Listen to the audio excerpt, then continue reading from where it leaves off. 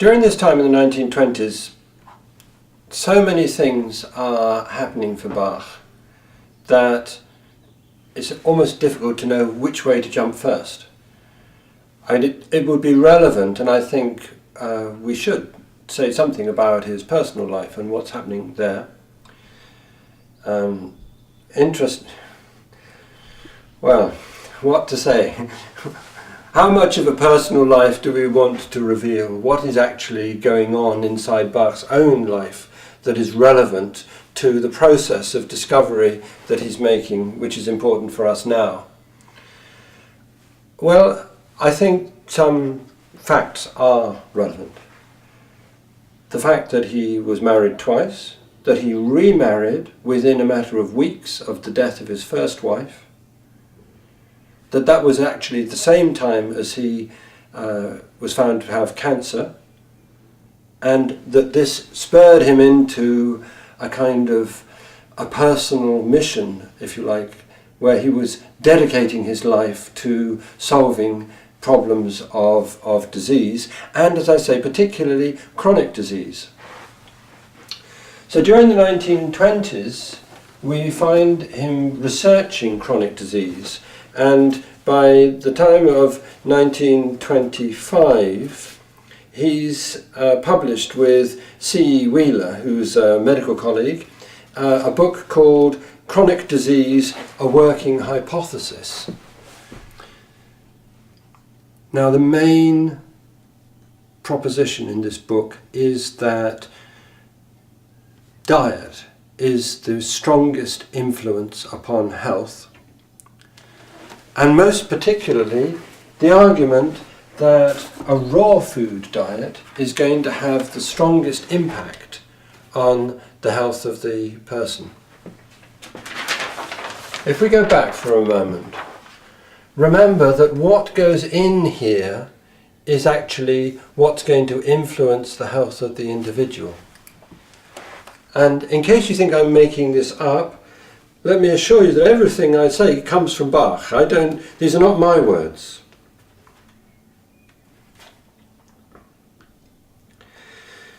This is a paper read at the International Homeopathic Congress in 1927 called The Problem of Chronic Disease.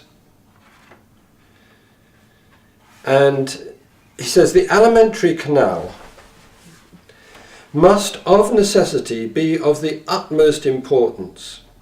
Its superficial area is greater than that of the skin surface of our bodies. Moreover, it has the power of absorbing from that in which it is bathed, a property not possessed by our external, well, it's a bit wordy, but what he's saying is this membrane absorbs, this one doesn't, or does, but only to a very partial extent. It says the content of the tract, the gastrointestinal tract, is the fluid in which we live, from which we obtain our fluid and our food. It is to us similar to the water in which a unicellular amoeba moves.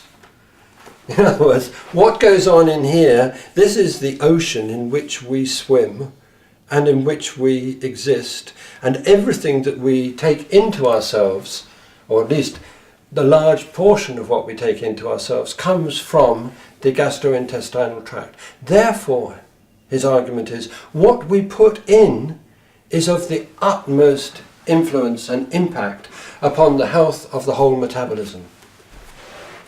And this is the thesis that he's written about already in chronic disease, and he says over and over and over again, a raw food diet is the most important thing that you can have in order to engender health, or an improvement in health in the individual, particularly when it's linked to chronic disease.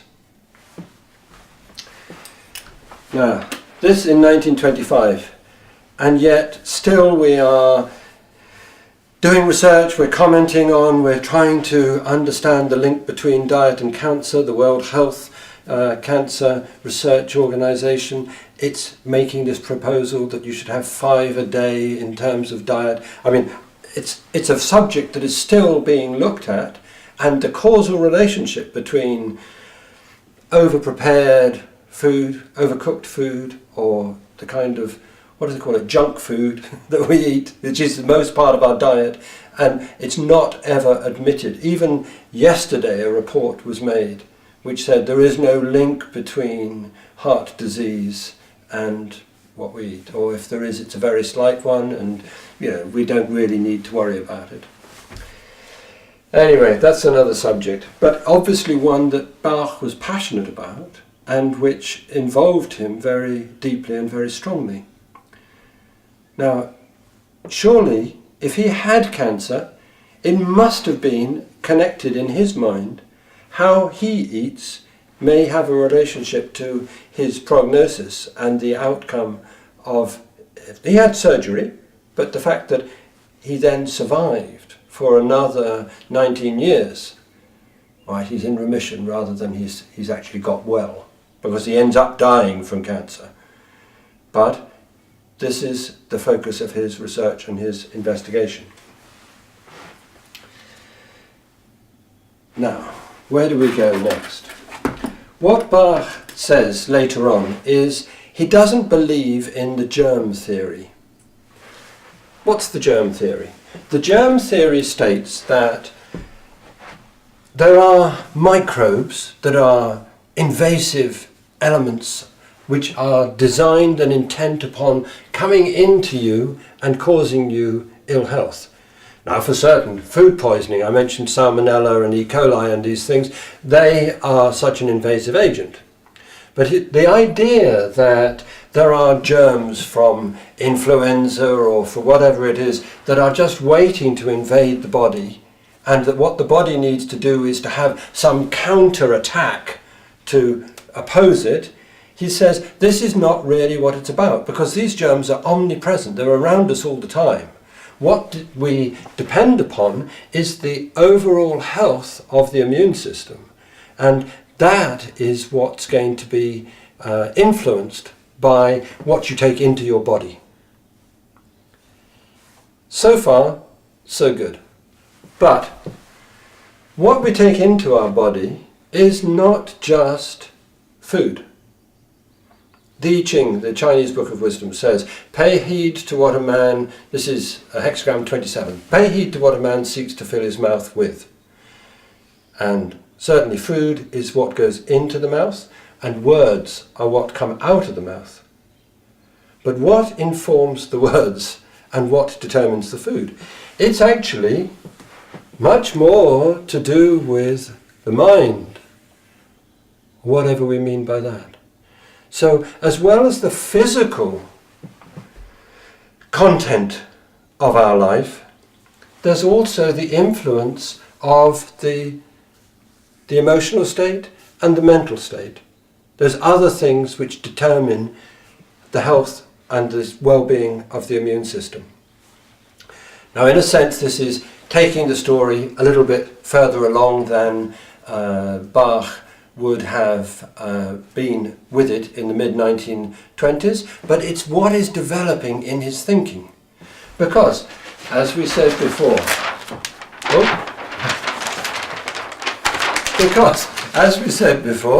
he's already recognized that these 7 nosode types behave in a particular way.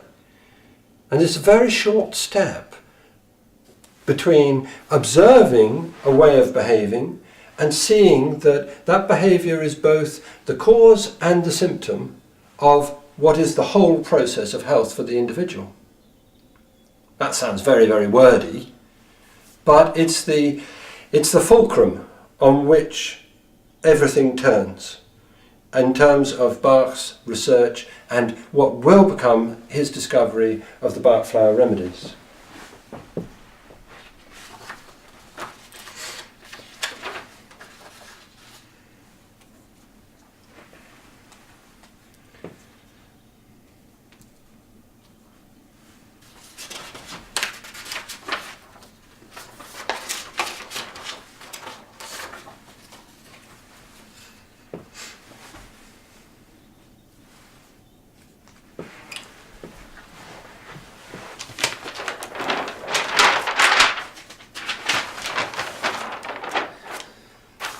So I think what we can say is that as well as physical things entering the system, we have, let's give them a different colour, we have the influence that is brought about from the emotional and mental state of the person.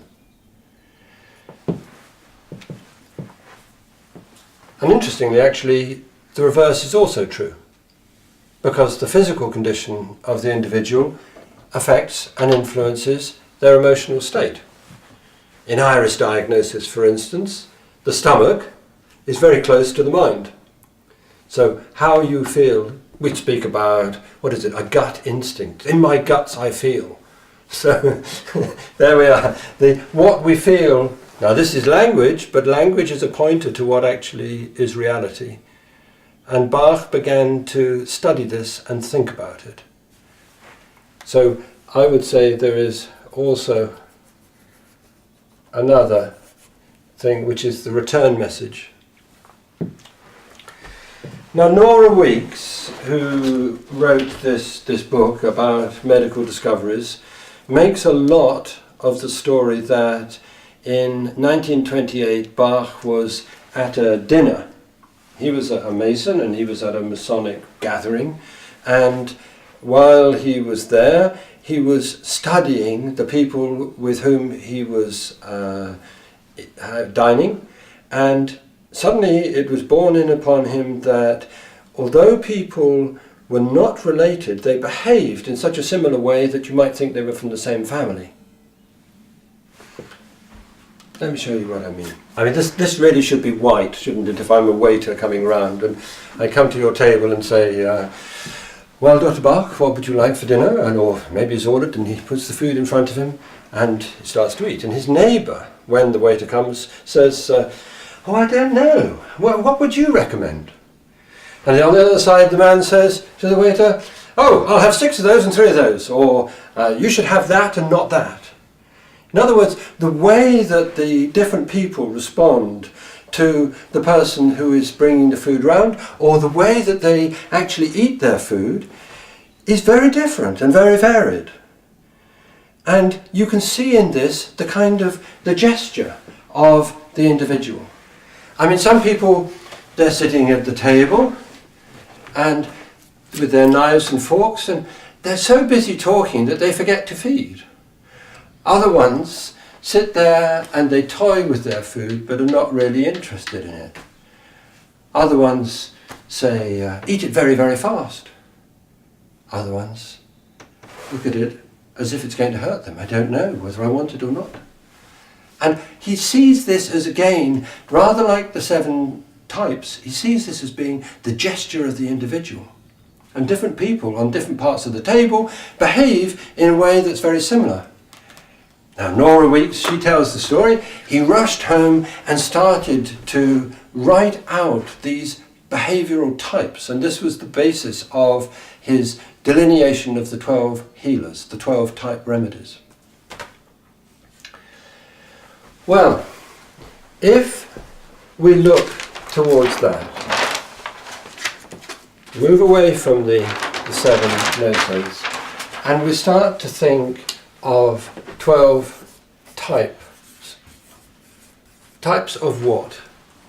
Types of people, types of individual, types of, maybe they're like archetypes. Because Jung would have been writing and working at around this time, and maybe Bach has kind of caught up with some of his ideas. Who knows? In the 1920s is a very, very fertile period for the study of human nature and the discovering that sort of psychology is in its infancy. And Bach actually speaks of these as soul types. Now, not everybody is happy with this word soul, and I'm not even sure what really it means to have a soul type. But he speaks of them as being distinct groups of individuals who have the same way of behaving. And in fact, his theory is that we all are one of these types. So as we come on, just as you have, let's say in astrology, I'm a Sagittarian, you're a Pisces, And everybody knows what that means. That I'm not a Sagittarian, and I know you're not a Pisces, but or I'm a Taurian and you're a Gemini, and therefore we expect somebody to behave in a certain way. And it's quite interesting. Bach was himself actually conversant with astrology and was interested in astrology. So when we look back, and it's quite significant to think, what were his dates? Dr. Bach was born on the 24th of September 1886. So he was, in fact, just on the cusp of Virgo and Libra. I mean, we don't know what time he was born, so this is like a representative chart, astrological chart. He's, sun is maybe 1 degree Libra, moon in Taurus. How wonderful. No, not moon in Taurus, moon in Leo. Moon in Leo. Now, if you're an astrologer, that immediately means you can start to plan out, what kind of a person he was. And he would have had some sense for this, because at a later date he discusses these soul types, these in terms of the moon sign in astrology. Now, it's often said, Dr. Bach was interested in astrology, so therefore we could dismiss him as nonsense, or he was interested in astrology and you should use astrology to diagnose and prescribe the Bach flower remedies. But he actually stepped right away from this. I'm only using this as an illustration of what kind of a sense he had for these type remedies. And what I think is most significant and most relevant in this situation is that he said everybody is one of these, and that we are born with this as part of our essential nature, and that it is really a life lesson that we have to learn. We'll come on to this in a moment when we look at Heal Thyself and his theory of disease and health. But if everybody is one of these 12 types, it must surely have occurred to Dr. Bach that he himself was one as well. So just as his earlier work and research is involved in the study of his own process of health and disease as a result of his cancer, now as he begins to see the influence of the psychological state of the person bearing down upon the health of the physical body, but also the whole of the whole being of the person, now he sees, well, the type of person that I am is going to have an influence upon how my body works and what kind of health I can expect. I know I'm jumping back with these pages a bit. I want to clip them together. But this is the influence of the mind upon the metabolism and on the whole physical body. Let's go back to him at his dinner party in 1928 when he's with all his Masonic colleagues. The way that I eat impacts upon the whole metabolic process and the process of digestion. If I eat very, very fast, I won't have chewed my food properly enough. The dialin and whatever else, the enzymes that are in the mouth, won't have helped the digestion. And by eating fast, most likely it will go through my system very quickly. And this is part of the kind of gesture that's within my body. Now, it's not difficult to see that probably I'm a fairly fast person metabolically. If you don't know how fast your metabolism is, you can easily test it. Eat some beetroot and wait and see when your fecal swab turns red. It sounds crude, but it gives you a very clear guide. Now, if your system takes 2 or 3 days to get that through, you've got a slow system. And conversely, some people, let's say, if your circulation is very slow, you know how your hands go cold. I mean, my circulation is pretty strong, my hands are full of blood. But some people, the peripheral circulation is very weak, and that is linked with, not necessarily linked with, but is likely to be linked with a kind of reduction in the life force within the person. And that is a statement of their overall soul condition. So,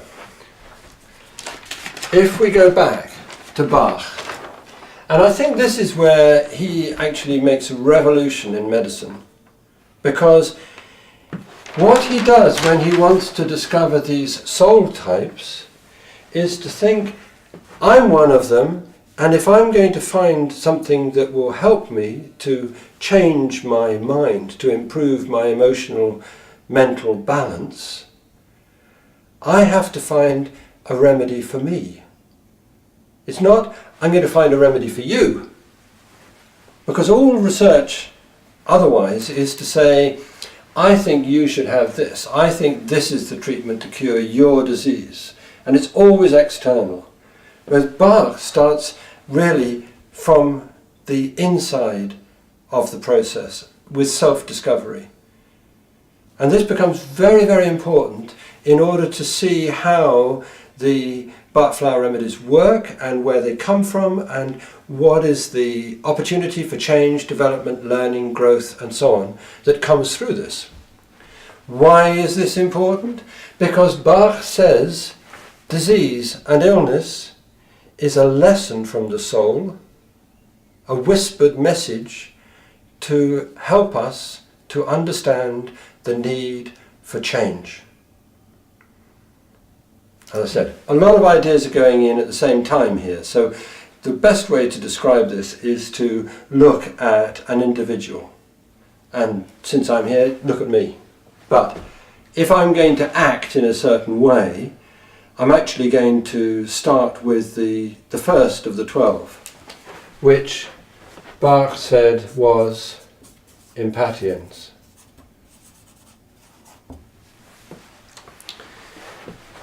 Which, as I said, was him looking for his own first remedy. Not much is known really about Bach in terms of his temperament, his nature, his attitude towards life, but we can say for sure that he was a man who was very cardinal in his thinking, very determined upon a course of action, that he wanted to discover something, and to that extent he's led by his head. It's his mental approach to life that is the guiding rudder to the process. We know from his, from Nora Weeks' biography, of people who knew him, that he was somebody who worked alone. He preferred to do his own work because other people dragged him down, they were too slow, they couldn't catch up with his ideas. If he couldn't get it across to them or they couldn't understand it, he would just walk away. No patience for developing a relationship which wasn't actually going the way that he wanted to go. Well, that's quite interesting when you think that he had two marriages and neither of them lasted. His second wife used to come down with his daughter, incidentally, to the hospital and say, why don't you come home? And he'd say, for goodness sake, leave me alone. I've got work to get on with. Now, I know this because I've met his daughter. This man is not a saint. He's not all that he's made out to be. In some senses, I feel uncomfortable talking about Bach in this way because it sounds as if it was disrespectful. But it's absolutely integral to the process of his discovery that he went through a process of understanding himself and a process of self-discovery. Because without that, nothing makes sense. So, one of the things that is said about Bach is that he was an irritable person, that he could lose his temper. I believe it was a straw fire. It went up very fast and it collapsed very quickly. So energetically his system is one that is definitely fast metabolically, but also fast mentally. And what does this actually mean? Let's say I have the idea, I want to come and see you, and before I've half had the idea, I'm out of my chair and jumping in that way. Let's say, do you know the exercise you say to somebody, relax? Have you ever done this? You say, relax. I'm holding my own arm up, and really relax. Okay, and you take your hand away. You're not relaxed, because if you were relaxed. So in this type of a person, there's a great deal of muscular tension. And you see it in these muscles here. And of course, often there's pain. There could be headaches, and there could be, this tension could be bearing down on the musculature of the body because they never actually really relax themselves. So they're constantly alert and on the edge of action. Now, what Bach says about such a person is that their soul lesson, what they have to discover and understand about life, is that there's a relationship between pain and peace and ease and tranquility and gentleness and forgiveness. That he actually is quite specific when he starts writing about this type, that these are people who have caused pain to others in a previous life. Now we're really stepping into mystical realms, but this is what he says. And they've come into this life with the soul lesson and the need to learn gentleness. Because whilst there's a certain amount of brilliance in this determination to move forward, there's also a need to be receptive. And so the gesture is a combination of these things. Now, is there a pattern of disease that might go with the gesture of such a person? And it's not hard to see. I mentioned headaches, but also, this is going to be something, a function of the heart, because high blood pressure and hypertension and these sort of things are likely to go with such a temperament.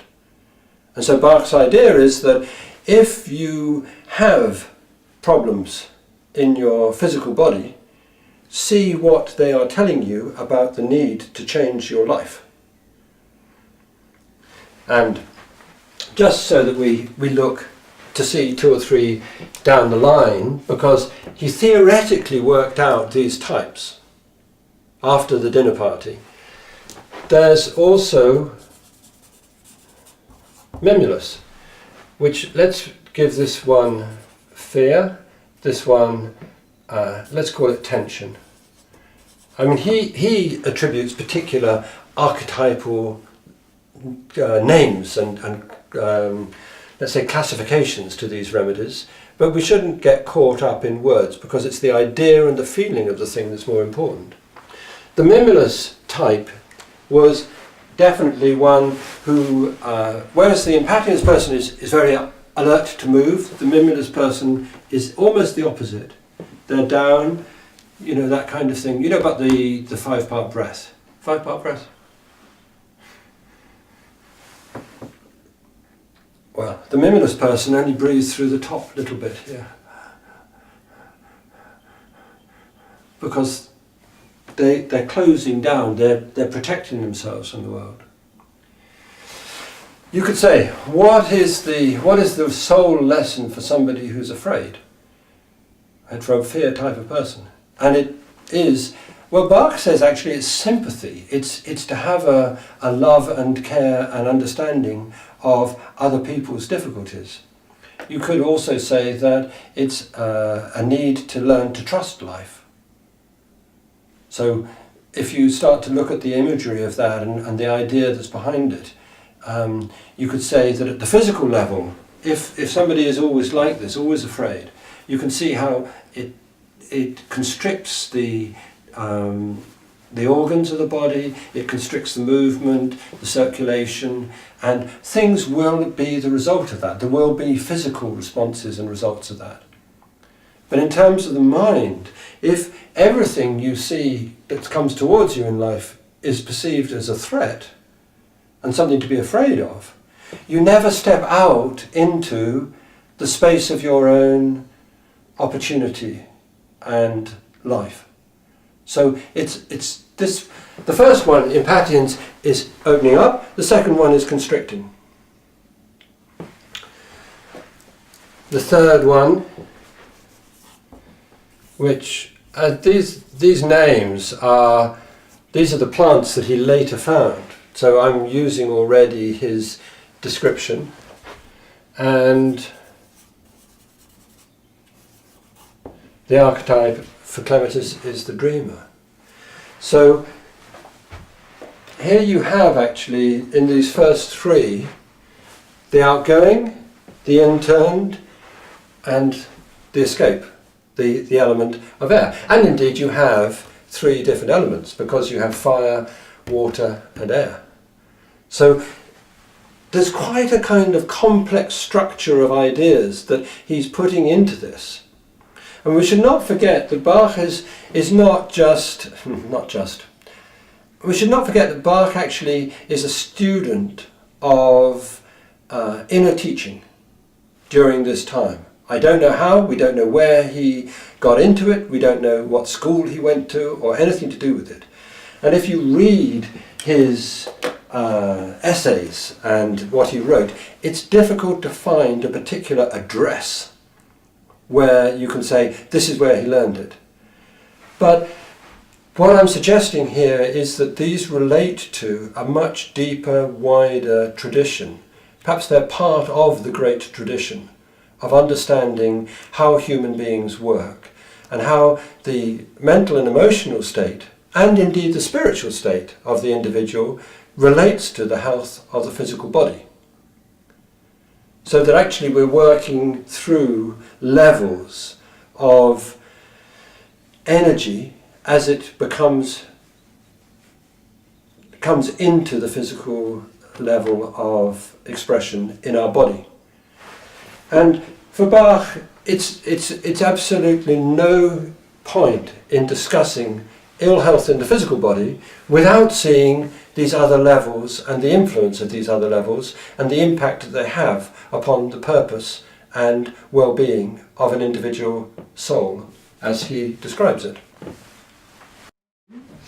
Now, the point about these, I mean, these are three of the 12, but he's actually been observing this all along, because when he was working in hospital in, say, 1916, 1917, he's already getting the idea that the prognosis for people who are ill, that's to say, what will be the medical outcome, does not just depend upon the disease and the treatment that they're getting, but upon the mental attitude of the patient themselves as an individual.